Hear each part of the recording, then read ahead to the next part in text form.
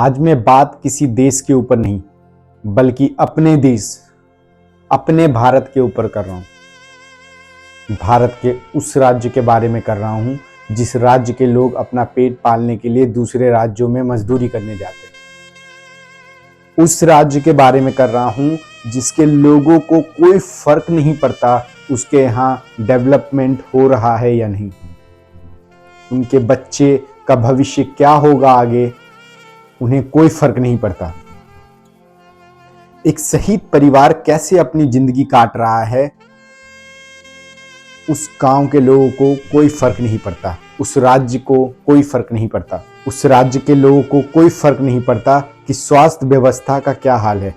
वह राज्य है बिहार, जहां विकास होता भी है सिर्फ कागजों पर, और अगर सच में जैसे तैसे विकास की शुरुआत होती भी है तो रातों रात उस विकास को उखाड़ के फेंक दिया जाता है। वहां के बच्चे स्कूल ना जाकर मिट्टी में खेलते रहते हैं, पर वहां के माता पिता को कोई फर्क नहीं पड़ता। मैं सच कहूं तो किसी को कोई फर्क नहीं पड़ता उसी राज्य के एक गांव में जहां एक शहीद परिवार के साथ बहुत अत्याचार किया जा रहा है, पर वहां के सिस्टम चुप है। वहां के लोग अपना फायदा निकालने में लगे हुए हैं। उस गांव के लोगों को कोई फर्क नहीं पड़ता कि वो शहीद परिवार के लोगों को कौन कैसे परेशान कर रहा है। मैं बात ऐसे सैनिक के बारे में कर रहा हूं जो 32 साल की सेवा देता है अपने देश के लिए, कई बार गोलियां खाता है, कई आतंकवादियों के मकसद को नाकाम करके उन्हें मार गिराता है और अपने देश के लिए अपनी जान को कई बार दांव पर लगा देता है, जो कई बार ऐसे काम को कर दिखाता है और उसके लिए कई अन्य मेडल के साथ उस सैनिक को, साथ ही उसके शौर्य निष्ठा बहादुरी को देखकर तब के राष्ट्रपति, सबके चहेते डॉक्टर APJ अब्दुल कलाम जी उस सैनिक को सेना पुलिस मेडल से सम्मानित करते हैं। उस समय के जितने भी सम्मानित थे उन सभी को उनके राज्य की सरकार ने भी उन सभी सैनिकों को सम्मानित किया, पर उस बिहार के सैनिकों को उसके राज्य की तरफ से कोई सम्मान नहीं मिला कभी, ना ही उसके शहीद होने के बाद उसके फैमिली को आज मिल रहा है।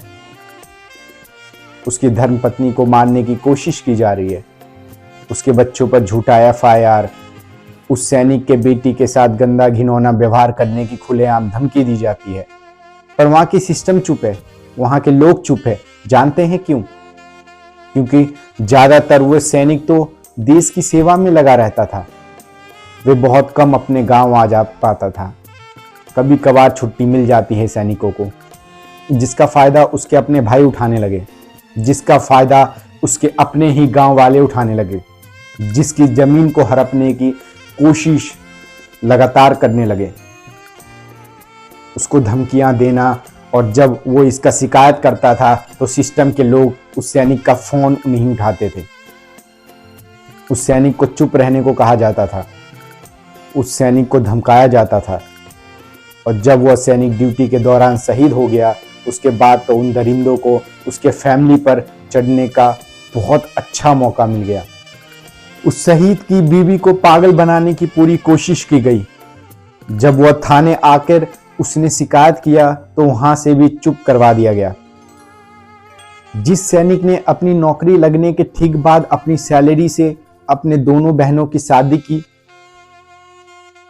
अपने परिवार का घर रहने के लायक बनाया अपने उन्हीं हाथों से, उसके घर की स्थिति ठीक हुई तब जाकर अपने दोनों भाइयों को अपने ही दम पर शादी करवाई, अपने माँ बाप के नाम पर पैसा जोड़ जोड़ कर जमीन लिया 7.5 बीघा के करीब, अपने लिए कभी कुछ नहीं लिया, अपने सभी सपनों को भूल गया। जो सैनिक घर की स्थिति ठीक करते करते आज वही परिवार उस सैनिक की बीवी को जान से मारने पर लगे हुए हैं। उसकी बेटी के साथ गंदा व्यवहार, उसके बेटे को झूठे केस में फंसाने की कोशिश की जा रही है, उस शहीद पत्नी की जमीन को छीनने का पूरा प्रयास किया जा रहा है। एक शहीद पत्नी को और क्या क्या झेलना पड़ेगा। मैं पूछता हूं उस सिस्टम से, ये भारत के सभी लोग पूछते हैं उस सिस्टम से जो चुप बैठा है। इतना अत्याचार क्यों किसी शहीद की पत्नी के साथ? क्या वे इस देश में रहने के लायक नहीं? और अगर वे देश उस शहीद पत्नी का भी है, उसके बच्चों का भी है, फिर क्यों उसके साथ उसके अपने ही गांव, उसके अपने ही घर के लोग ऐसा कर रहे हैं? आखिर ऐसा क्यों? जानते हैं, अब तो उसकी हिम्मत इतनी बढ़ गई है कि कुछ ही दिनों पहले उस शहीद की पत्नी का गला दबाया जाता है। उसको रात में जान से मारने की कोशिश की जाती है। जब उसकी बेटी आती है और वे आवाज लगाती है तो कोई नहीं आता बचाने।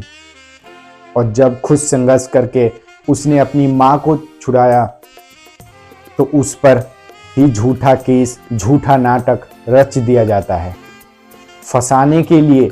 और जब उस रात कुछ सिस्टम के लोगों को बुलाया जाता है तो वो यह कहकर बात को टाल देते हैं कि ये तो आपस का मामला है आपका। अब खुद देखें इसे। वाह रे सिस्टम। मतलब किसी भी शहीद की फैमिली को क्या सच में भारत में न्याय कभी नहीं मिलेगा? और वैसे भी किसी भारत के लोगों को क्या ही फर्क पड़ेगा, क्योंकि उसके फैमिली के साथ ऐसा नहीं हुआ है ना। कभी होता तब तो पता चलता क्या होता है किसी का पति, किसी का बाप जब शहीद हो जाता है, कैसे वे अपना घर चलाते हैं, क्या फर्क पड़ता है। सिस्टम का तो काम ही है आंख बंद करके बैठ जाना, और लोगों को भी क्या फर्क पड़ता है। वे बस झूठा सम्मान, झूठा अफसोस दिखा के 2 मिनट में भूल जाते हैं। इंस्टाग्राम, फेसबुक, यूट्यूब पर एक लाइक कर दिया, बस 2 आंसू बहा दिए, इतना ही याद रखते हैं एक शहीद को और उसके फैमिली को।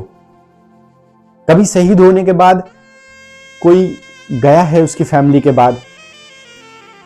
क्या कभी ने पूछा है, हाँ जी आपका हालचाल कैसा चल रहा है, क्या आप ठीक तो हो ना,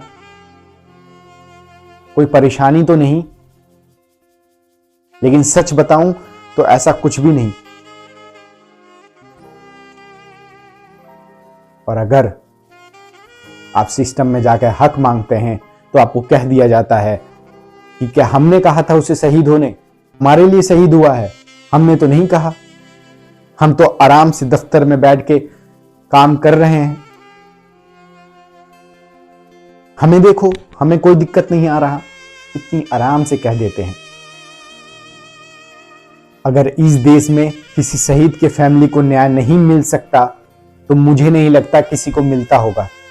जो सैनिक पूरी जिंदगी अपने देश के नाम कर देता है, उस सैनिक को यह कहकर झुठला दिया जाता है वे गांव के लिए क्या किया। वाह रे वाह, उस राज्य, उस भारत के लोगों की सोच, वाह, शर्म आनी चाहिए हर किसी को अपने आप पर। आज जिंदा होकर भी अंदर से मर चुके हो। आप क्या जानो एक सैनिक क्या क्या दर्द झेलता है, एक सैनिक कितना मजबूर हो जाता है जो अपने ही देश के लिए जान देते हैं। वे अपने ही परिवार की जान नहीं बचा पाते।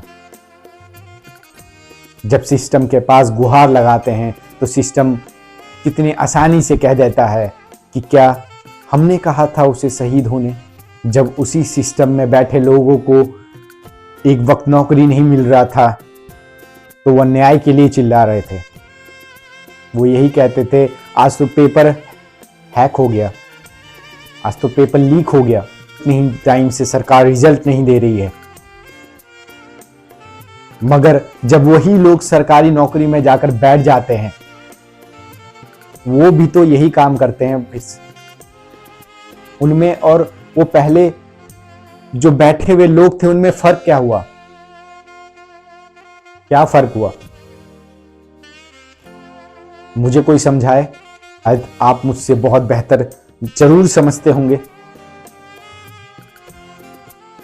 मगर मुझे ये समझ नहीं आता कि जब उसे नौकरी नहीं मिला हुआ होता है तो वो बहुत न्याय के लिए चिल्लाता है, देश में डेवलपमेंट लाने के लिए चिल्लाता है, लेकिन जब उसे वो सरकारी कुर्सी मिल जाती है किसी भी दफ्तर का तो उस न्याय को भूल जाता है, वो उस डेवलपमेंट को भूल जाता है। वो सबसे पहले अपना जेब भरने के लिए सोचता है कि कैसे मैं अपना जेब भरूं, कैसे किसी को परेशान करूं, कैसे किसी से लूट सकूं, कैसे रोज सैलरी के अलावा मैं एक्स्ट्रा पैसे कमा पाऊं।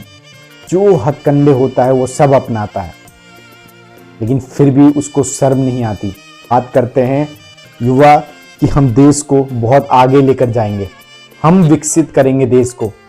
आप तो आवाज उठा देते हो सरकार के खिलाफ कि सरकार ने ये करके नहीं दिया, सरकार ने ये काम करके नहीं दिया, सरकार ने पेपर लीक कर दिया। वो पेपर लीक करता कौन है? आप में से ही तो कोई होता है। वो काम नहीं करके कौन देता है? आप में से ही तो कोई होता है जो दफ्तर में बैठा होता है। कौन होता है वो? एक वक्त आप भी तो स्टूडेंट थे, आपको भी तो मां बाप ने बहुत अच्छे संस्कार दिए थे। ऐसा क्या हो जाता है सरकारी नौकरी में जाने के बाद कि उस संस्कार को आप भूल जाते हो, वो दिन भूल जाते हो जो नौकरी के लिए आपने मेहनत की, कितनी संघर्ष से आप ऊपर गए। आप बस अपनी जेबें भरने में लगे रहते हो, और ये सच्चाई है इस देश का। अगर इस देश में आप आवाज उठाते हो तो आपके आवाज को दबाने के लिए कुछ भी कर सकते हैं। ये सच्चाई है इस देश का। और एक देश चलता कैसे है? एक देश युवा से ही तो चलता है। आप ही तो चलाते हैं देश। आज मैं अगर काम कर रहा हूं तो मानो मैं भी देश चला रहा हूं। आप काम कर रहे हो, आप ड्यूटी दे रहे हो, या कुछ भी बिजनेस कर रहे हो, किसी भी फील्ड में हो, तो आप भी देश चला रहे हो, आप उस देश का हिस्सा हो। सिर्फ मोदी जी देश नहीं चलाते। पूछता हूं कि क्या आप में क्षमता नहीं है कि आप कमा के अपने लिए कुछ ले सको?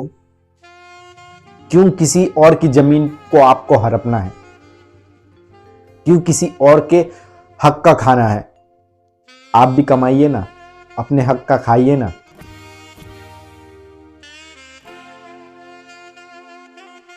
क्यों एक शहीद के परिवार के हक का खाना है? आपको तो इतनी शर्म नहीं आई कि जब वह परिवार का एक आदमी जो पूरी जिंदगी इस देश के नाम कर दिया, उसके शहीद होने के बाद उसके पेंशन का हिस्सा मांगने आ गए। शहीद होने के बाद उसकी पत्नी से आप उसके पेंशन का हिस्सा मांगने चले गए। आपको तब शर्म नहीं आई कि जो शहीद होने के बाद कुछ भी फंड मिलता है, उस परिवार की स्थिति को सुधारने के लिए उस पैसे में हिस्सा मांगने आ गए। क्षमता नहीं है तो कम से कम किसी शहीद के पत्नी को मारने की कोशिश तो मत करो। इतनी तो शर्म आनी चाहिए।